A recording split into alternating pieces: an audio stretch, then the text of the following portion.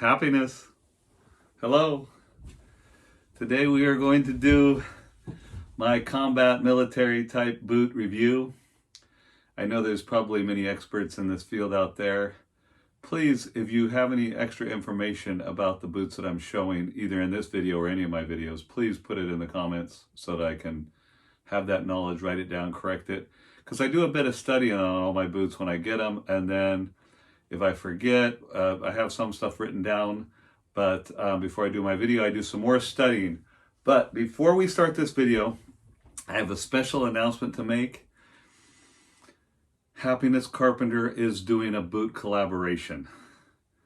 It was in the works for the last 10 days about it, when this conversation started, and I was going to put it in the last video. I forgot. This is going to be with Fortis Boots from Indonesia. You might know Fortis Boots. They did the collaboration with my friend Tech, amazing Australian gentleman. Bootlosophy is his channel. I'm sure you've probably seen videos of his. They did a collaboration with Tech, the Strider boot, which I have. And I think they're doing a collaboration with Tech right now. It's going to be a surprise. It's going to be fun. It's going to be great stuff. I'm going to tell you this. It's with Fortis Boots from Indonesia. I don't know how long it's going to take, but since I'm coming to you from California, it is called the Gold Rush. The Gold Rush boot is coming from Fortis Boots X Happiness Carpenter. Fortis Boots collaboration with Happiness Carpenter. And now let's get right into these military boots. I'm going to start out with the oldest style that I have, which is from the Second World War. These are, as far as I know, U.S. Army style boots. There is a website or a company called At the Front, which sells mostly World War II American and German reenactment clothes. And so I got these boots from them. It's from At the Front. Okay, these are a Type 2 service boot. I have it written down. I'm going to go over with you. They are the same exact soles. Sorry, there's little dirt and stains on them. I have worn these. They are the same exact soles, same patent that they were using originally on these boots too. I just was on their site, and it says that a lot of their boots aren't going to be made in the United States anymore. So they lost their maker. I think they're searching for other makers overseas.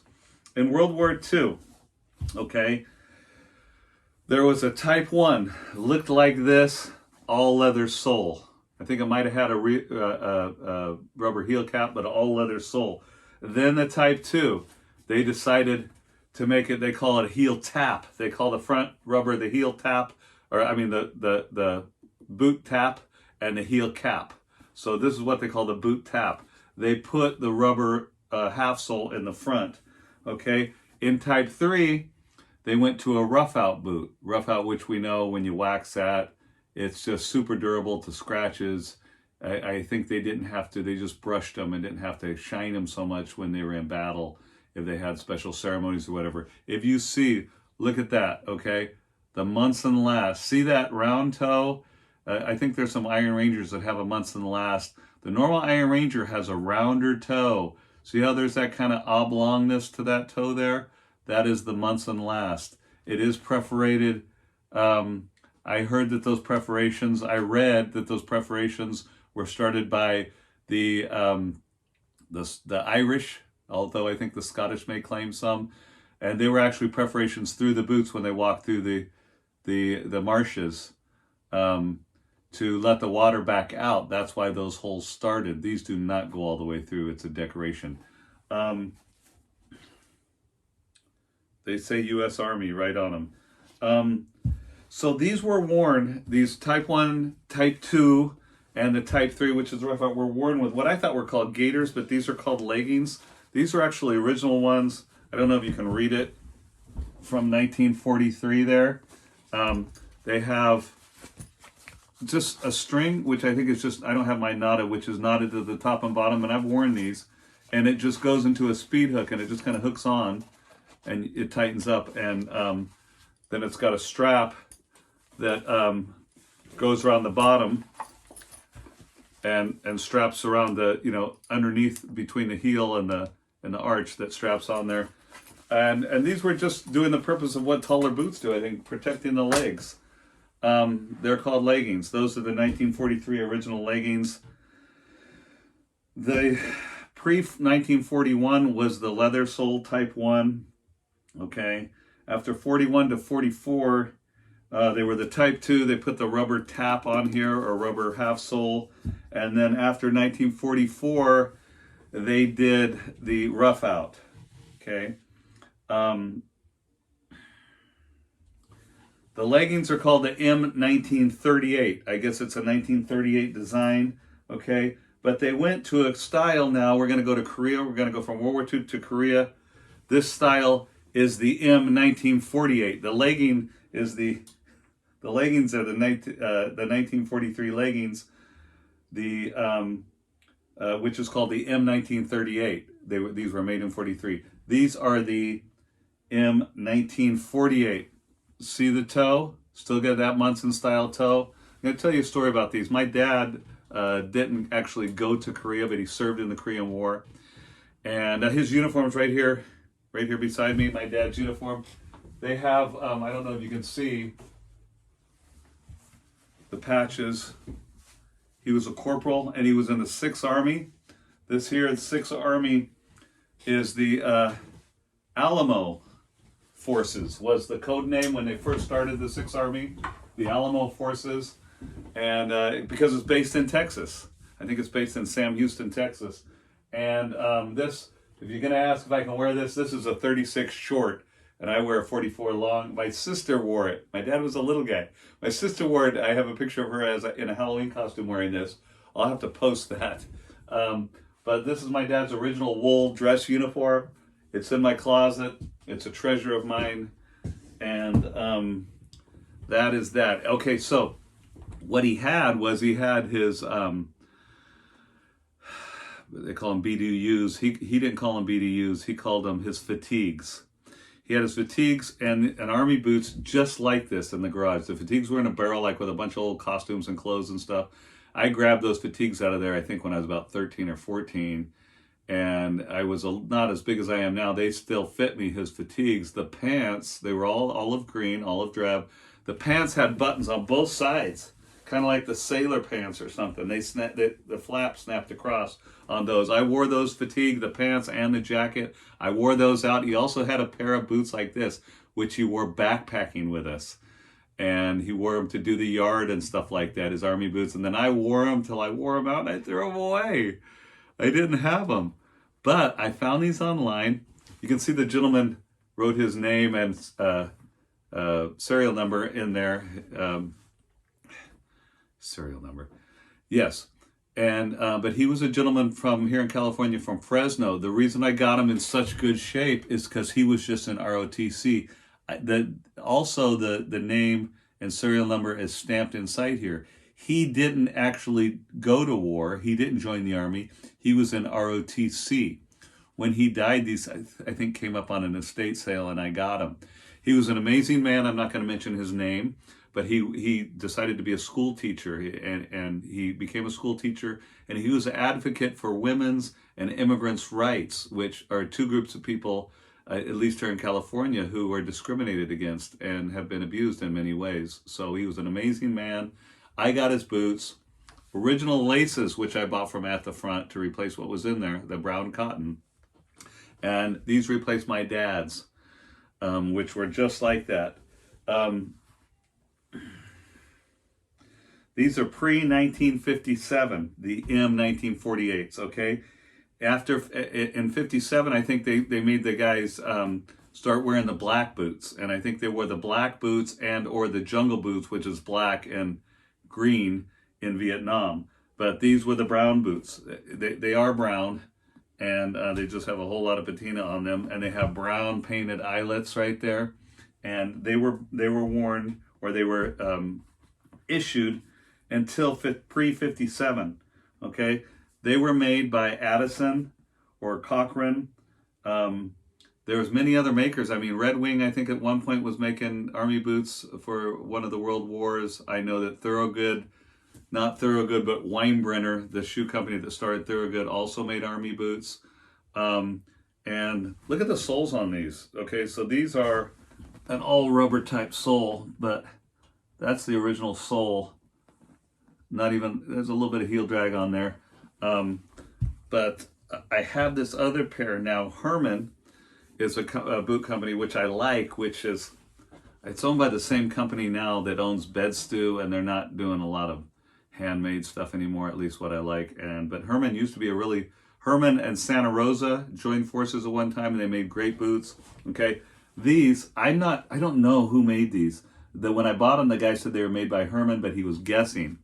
Okay, that looks really old and original. These are jump boots, as far as what the guy said.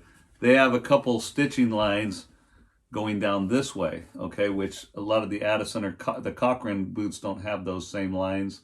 They also have a little perforation on the toe. Look at that. Also, can you see that? The months and last, the shape of that toe, okay? These are 10s in the Army boots. I think they were making them a little bit bigger. It's because they were wearing some big socks and padded socks and stuff like that. So I wear a 10.5. I wear a 10 in these Army boots and these jump boots. I'm thinking these are original. I don't think they're reproductions because look at that sole. But these are jump boots. Herman, as far as I know, and they're 1950s. Okay. Now the last pair of boots I have is these right here. Okay, these are steel toe. There's no cap toe on these. They're not that months and last. I know the toe looks a little bulbous because it's steel toe, but it's not that stereotypical. Let me get the new one here. Stereotypical. I want to show you the difference between the months and last and the regular type of combat boot. Okay, see how the months and just a little wider. Okay. Of course, everyone makes service boots now, every single company. And so, this is a service boot. So service boot and an Army boot is the same thing, people who served. The CBs were gentlemen who, or women, ladies, who were construction people. Prior, I think, to the Second World War, there was civilian construction people, and the CBs were created because if they wanted them, and lots of times, and in Vietnam, these guys, the CBs, they saw action. They actually had to defend their, their ships or their installations where they were working, and some of them died. Those are combat veterans, a lot of those CBs. And so what was happening prior to World War II is that if a civilian was caught aiding the military and actually defending, fighting, they were like a guerrilla, so they could be executed and weren't subject to all of the same rules of the conventions that manage and set standards for prisoners of war. They could just execute them. And so the Navy made the CBs.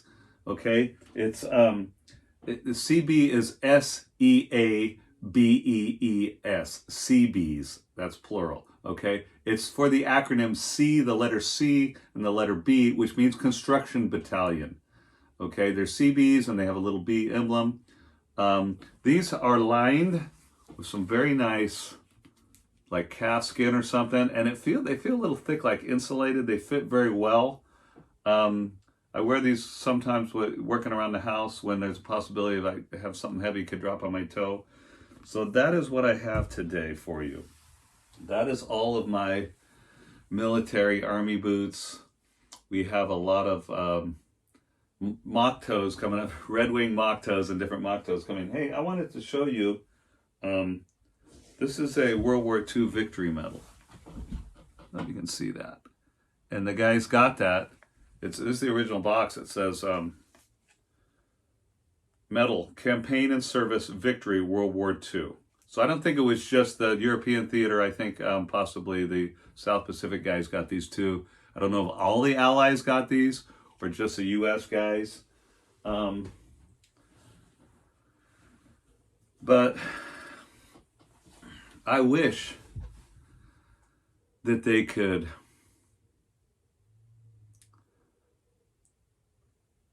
pound their swords into plowshares and their spears into pruning hooks. I wish that nation would not take up sword against nation, neither would they study war anymore. My wish for you today and for everyone and for this world is peace. What is peace? Peace is freedom, the ability to choose your own way in life. Many people in this world do not have that kind of freedom. There are wars going on right now, and I wish that there was no more wars, but also because of human nature. Because, I don't know, we think maybe that sometimes men are bent towards wickedness. There's always men. You know, if communism could be a perfect system, it doesn't work because there's wicked men. But that's why people have tried things like communism and thought they might work. But, you know, the ones that want to take over always start rising to the top. And that's why Harry S. Truman said, speak softly and carry a big stick. I wish we didn't need the military, the army. We didn't need armed defenses, but we do because of evil people. So let's pray that one day that we can have our human nature under control and we can change our children, teach our children that they don't need to dominate other people, that they can be satisfied with what they have, that they can work for what they have, that there's a freedom to work and to earn and to gain without having to lord it over other people, without having to dominate other people, without having to take land and things that other people have. Maybe the world will be to that point one day, but it's not now, and it never has been. And so we have combat boots, hopefully for guys that are trying to keep peace, for guys that are trying to restore freedom. Let's hope that combat boots are used for men and women that are restoring freedom in this world. And let's pray for peace always and forever. And let that peace, let that calmness start with us. Let us be people, let us be beings of peace, love, happiness, and maybe boots. Happiness.